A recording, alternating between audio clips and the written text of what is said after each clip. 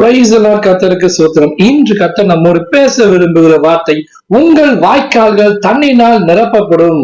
ஆமென். எதிர்பார்க்காத ஆசீர்வாதம் உங்களை தேடி வரப்போகுதுங்க. இப்போ 2 ராஜாக்கள் 3ஆம் அதிகாரத்துல பாத்தீங்கன்னா 3 ராஜாக்கள் என்ன பண்றாங்க, யுத்தத்துக்காக கிளம்பி போறாங்க. ஆனா குடிக்க தண்ணி இல்ல. எலிசா கிட்ட போறாங்க. எலிசா என்ன பண்றாரு, நீங்க வாய்க்கால்களை வெட்டுங்கன்னு சொல்றாரு. தண்ணியே இல்ல, குடிக்க தண்ணியே இல்ல, ஆனா வாய்க்காலை வெட்டுன்னு சொல்றாரு. அப்ப சொல்றாரு, நீங்கள் காற்றையும் காண மாட்டீர்கள், மழையும் காண மாட்டீர்கள், ஆனாலும் நீங்களும் உங்கள் ஆடு மாடுகளும் உங்க மிருக ஜீவன் குடிக்கும்படிக்கு இந்த பள்ளத்தாக்கு தண்ணீரால் நிரப்பப்படும் என்று கர்த்தர் சொல்றார். அதே மாதிரி கர்த்தர் நிரப்பினாருங்க. வாய்ப்பே இல்ல.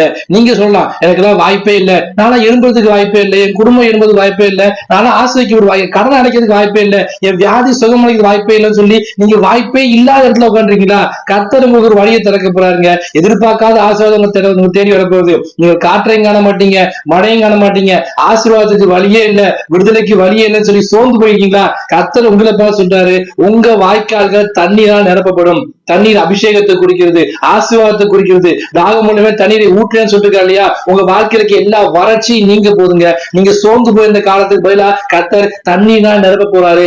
ஆசீர்வாதத்தை நிரப்பி நிரப்பி நிரப்பி கொடுக்க முடியாத கர்த்தர் உங்களை ஆசீர்வதிக்க போறாங்க. இந்த வருஷம் அன்றைக்கு எலிசா சொன்ன வார்த்தை நிறைவேற்ற தேவன் இன்று உங்களை பார்த்து சொல்றாரு, உங்க வாழ்க்கையில நீங்க காற்றையும் காண மாட்டீங்க, மழையும் காண மாட்டீங்க, அதாவது ஆசீர்வாதத்துக்கான வழியே இருக்காது, விடுதலைக்கான வழியே வாய்ப்பே இல்ல.